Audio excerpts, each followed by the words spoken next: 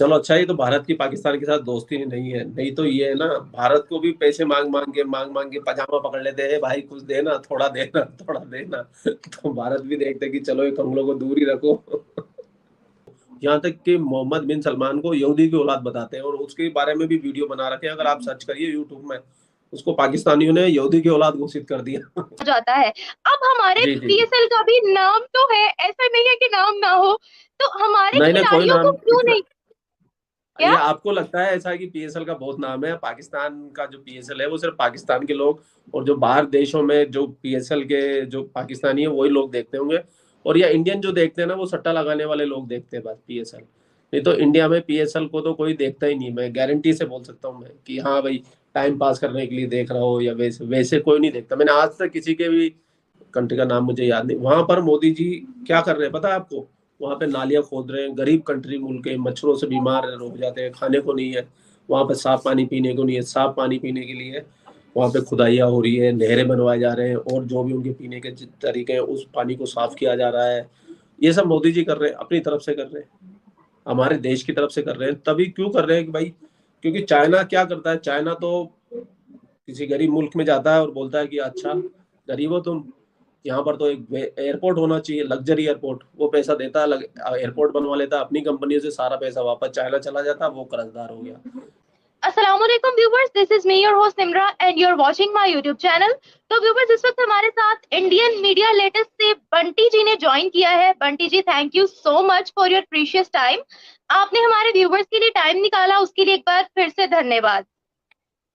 जी आपका भी बहुत बहुत धन्यवाद, आपने हमें बुलाया, और आपके सारे व्यूवर्स को जय हिंद, वंदे मातरम, जय श्री राम।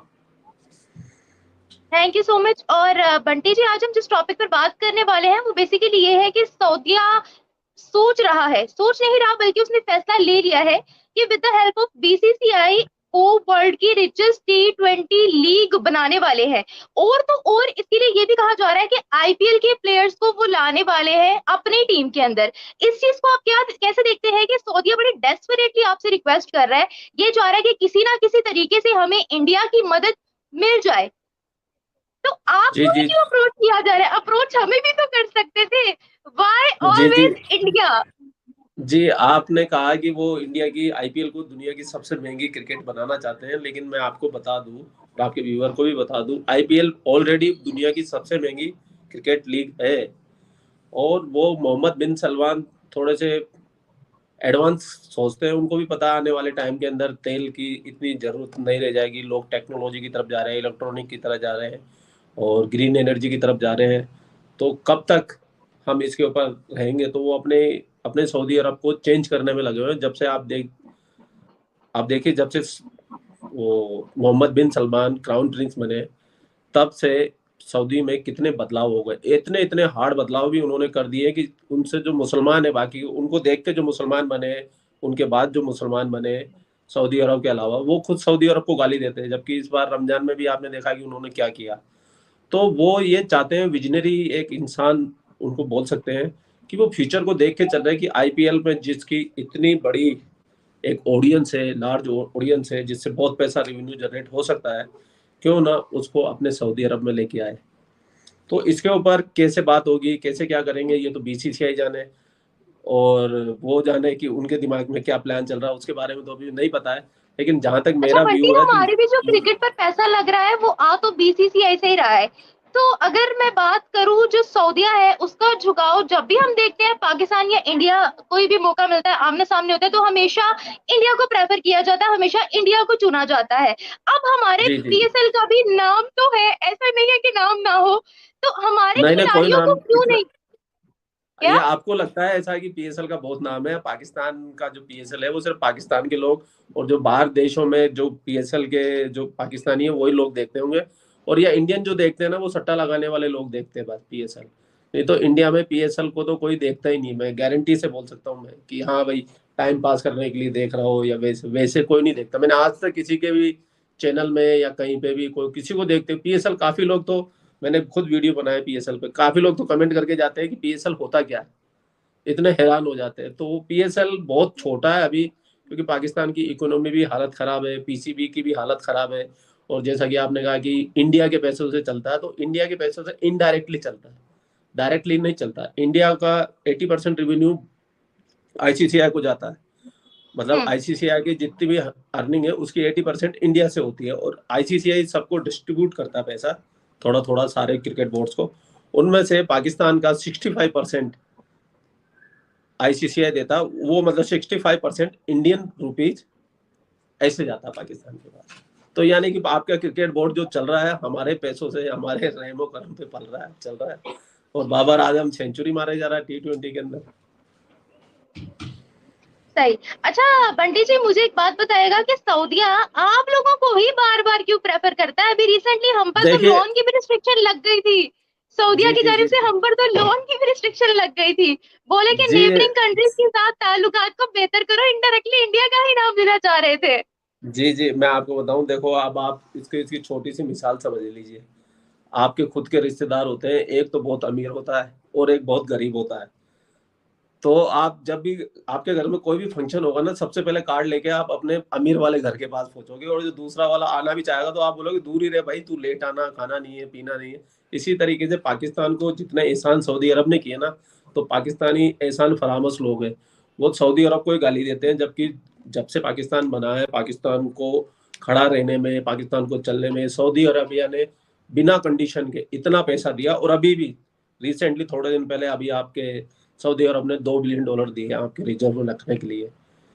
तो सऊदी अरबिया ने तो आपकी हमेशा मदद की, लेकिन पाकिस्तानी हमेशा उनको गाली देते हैं। और दूसरा, पाकिस्तानी रिजल्ट नहीं देते कि भाई पैसा लेके रख लिया, दोबारा फिर मांगने चले जाते हैं। फिर मांगने कितनी बार देगा बंदा, कोई भी बंदा हो। और एक भारत है जो अपने दम पे चल रहा है, अपनी इकोनॉमी चल रहा है। भारत कभी किसी से मदद नहीं मांगता, बल्कि अपनी तरफ से फायदा पहुंचाता है। और सऊदी अरब से तेल भी खरीदता है और हम पैसे भी रोकड़ा देते हैं। तो भाई जो पैसा देगा इज्जत तो उसी की है, आज का जमाना ये है। तो पाकिस्तान और भारत में बहुत फर्क है। तो मेरे को तो लगता ही नहीं है कि भारत और पाकिस्तान में कोई अब कंपेयर होना भी चाहिए, क्योंकि पाकिस्तान की इकोनॉमी अब सोमालिया, युगांडा वैसी हो रही गई है। और थोड़े दिनों बाद तो बैंक करप्सी भी हो जाए तो कोई बड़ी बात नहीं है। और तो और एक कल नया नोटिस आया है कि आईएमएफ की शर्तों को माना जाएगा और महंगाई होने वाली है यहाँ पर पाकिस्तान में। आईएमएफ आपकी देखो, आपके जो आईएमएफ की महंगाई जो होगी ना, वो तो शर्तें तो मान ली है, और शाहबाज शरीफ ने दावा भी ठोक दिया आईएमएफ पे कि हमने तुम्हारी शर्तें पूरी कर दी है, अब तुम हमें भीख देने से मना नहीं कर सकते, अब आपको देनी ही पड़ेगी। और मैं आज की बात बताऊं, आज ही 10 रुपए लीटर पेट्रोल बढ़ गया आपके वहां पाकिस्तान के अंदर। बढ़ा कि नहीं बढ़ा? अभी तो प्याज 300 को पहुंचने वाला है, जो अभी 150 पे मिल रहा है, क्योंकि आईएमएफ की शर्तों को माना जा रहा है यहाँ पर। जी जी आईएमएफ कब किसी कंट्री को पैसा देता ना, तो वो ये श्योर करता है कि ये सामने वाली कंट्री मुझे वापस कैसे देगी। तो वो अपने कुछ नियम कायदे कानून बताता है उस देश को देख के, उस देश की इकोनॉमिक को देख के, तुम्हें ये करना चाहिए, ये नहीं करना चाहिए। और आईएमएफ 22 बार पाकिस्तान को चूना लगा चुका है, आपको पता है? 22 बार आईएमएफ के प्रोग्राम में पाकिस्तान जा चुका है, अभी 23वीं बार है जो आईएमएफ बिना आंख बंद किए हुए पैसे दे रहा है। वो पहले पूरी शर्तें कंडीशन पूरी करवा रहा है, क्योंकि 22 बार आप लोग चूना लगा चुके हो भाई आईएमएफ को। अब 23वीं बार आदमी कोई लगवा सकता है क्या? नहीं लगवा सकता था। अच्छा बंटी जी, मुझे याद नहीं पड़ता कि आप लोग आखिरी दफा 1990s में कौन से ईयर में आईएमएफ के पास गए थे। उसके बाद तो मैंने आईएमएफ को आपसे ही रिक्वेस्ट करते हुए देखा है। आईएमएफ के पास में 1990 के आसपास ही गए थे, मुझे पूरा सन तो याद नहीं है, 91 होगा या 90 होगा। और हिंदुस्तान सिर्फ एक ही बार आईएमएफ के प्रोग्राम में गया, उसके बाद भारत ने कभी भी आईएमएफ के प्रोग्राम को ज्वाइन नहीं किया। पाकिस्तान 23rd बार जा रहा है, और श्रीलंका 18 बार जा चुका है, और अभी श्रीलंका को भी $2.9 बिलियन आईएमएफ ने दोबारा दिए।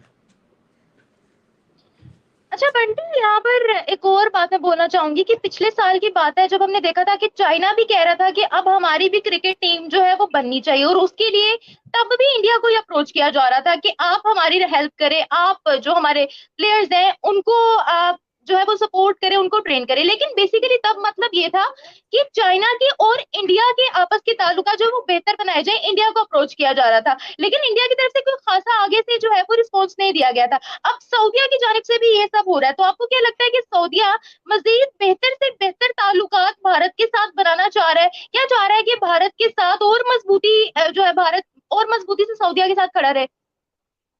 तो भारत और सऊदी की तो मजबूती बढ़ती जा रही है, दोनों एक दूसरे से कदम मिला के चले जा रहे हैं। और रही बात सऊदी अरबिया आईपीएल वाली जो आपने बात कही ना, तो जैसे कि मैंने आपको पहले भी बताया कि वो क्या कॉन्सेप्ट बनेगा वो अभी दुनिया के सामने आया नहीं है।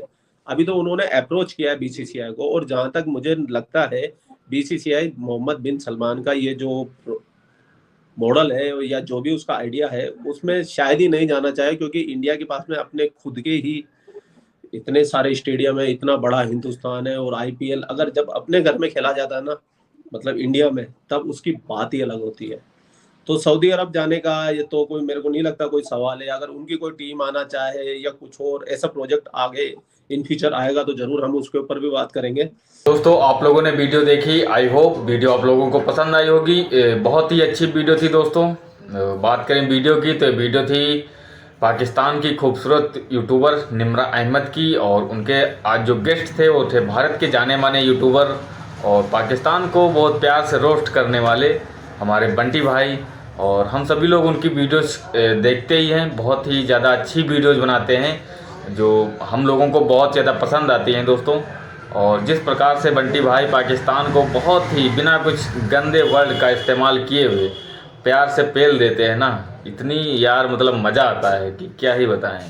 तो बात करें पाकिस्तान की खूबसूरत यूट्यूबर निम्रा अहमद, तो दोस्तों इस वीडियो का जो आज का टॉपिक था वो था भारत और पाकिस्तान को लेकर के और सऊदी अरब को लेकर के। जो अभी सऊदी अरब ने कुछ दिन पहले स्टेटमेंट दी थी कि वो आईपीएल को अप्रोच करना चाहता है, वो मतलब उसमें कुछ परसेंट खरीदना चाहता, अपने पैसे डालना चाहता, इन्वेस्टमेंट करना चाहता है। बट इस पर आगे कोई बात चली नहीं है मेरे ख्याल से। बट दोस्तों जो निम्रा अहमद और बंटी भाई के बीच में बातें हो रही थी दोस्तों, वो इसी टॉपिक पर बातें हो रही थी। और शायद बंटी भाई ने जो समझाया दोस्तों बहुत ही सही नॉलेज है और बहुत ही सटीक जानकारियां हैं। हालांकि ज़्यादा बात ओपनली इसकी आई नहीं है, बट ये सभी को पता है कि ऐसे कुछ बातें हुई थी। बट क्या हुआ था अभी इस पर कोई जानकारी तो नहीं आई है सोशल मीडिया पर। बट बात करें दोस्तों बंटी भाई और निम्रा अहमद की, तो और भी बहुत से टॉपिक्स पर बातें की, भारत पाकिस्तान को लेकर भी बातें की, आईएमएफ को लेकर बातें की कि भारत तो आईएमएफ के पास शायद कभी गया नहीं है मेरे हिसाब से। बंटी भाई ने बोला कि 1990 में एक बार भारत में भी इकोनॉमिक क्राइसिस आए थे, तब शायद भारत गया था। बट वहीं अगर हम अपने पड़ोसी देश पाकिस्तान की बात करें दोस्तों, और ये बात तो खुद पाकिस्तान की यूट्यूबर निम्रा अहमद ही बता रही हैं कि पाकिस्तान तो आई थिंक 22-23 बार आईएमएफ के पास गया है दोस्तों। ये बहुत बड़ी बात हुई। एक ऐसा देश जिस देश की जनसंख्या आई थिंक 25 करोड़ है, वो देश आज आईएमएफ के पास 23 बार गया। आप सोचो 23 बार आईएमएफ के पास कुछ उसने गिरवी रखा होगा यार, तो मतलब उस देश के पास बचा क्या। अगर 23 बार आईएमएफ के पास अगर पाकिस्तान गया है तो 23 बार कुछ ना कुछ तो गिरवी रखा होगा। और शायद आज इसीलिए पाकिस्तान में इतनी ज़्यादा महंगाई है, क्योंकि आईएमएफ एक बैंक है और बैंक अगर लोन देती है तो कुछ ना कुछ तो लेती है, वो आपसे वसूलने की कोशिश करती है। तो आई थिंक इसीलिए शायद आज पाकिस्तान के हालात ऐसे हैं। बट पाकिस्तान की बात करें तो वहाँ के जो लोग हैं, जो वहाँ के पॉलिटिशियन हैं, पता नहीं किस दुनिया में जीते हैं कि भारत से 300 जंगे करेंगे, भारत को ये कर देंगे, भारत को वो कर देंगे, भारत से कश्मीर ले लेंगे। बहुत ही बकवास बातें करते रहते हैं। आई थिंक इससे कोई फ़र्क नहीं पड़ता है। पूरी दुनिया में आज पाकिस्तान एक हंसी का पात्र बन चुका है और पूरी दुनिया आज हंस रही है। और भारत में तो लोग वैसे भी हंसते हैं पाकिस्तान के, जब भी कोई नेता एटम बम की बात करता है, पाकिस्तान के कोई भी लोग एटम बम की बात करते हैं तो सिर्फ और सिर्फ, डरता कोई नहीं है, सिर्फ हंसते हैं लोग। और आई थिंक अब भारत में तो ऐसा माहौल चल गया यार, जब किसी का हंसने का मन करता है तो पाकिस्तानी मीडिया के वीडियोस देखते हैं, पाकिस्तानी पॉलिटिशियनों के लेक्चर सुनते हैं, पूरा एंटरटेनमेंट होता है। तो दोस्तों वीडियो बहुत ही ज़्यादा अच्छी थी और बंटी भाई में निम्रा अहमद बहुत ही अच्छी डिबेट की। तो दोस्तों मिलते हैं अगली नेक्स्ट वीडियो में।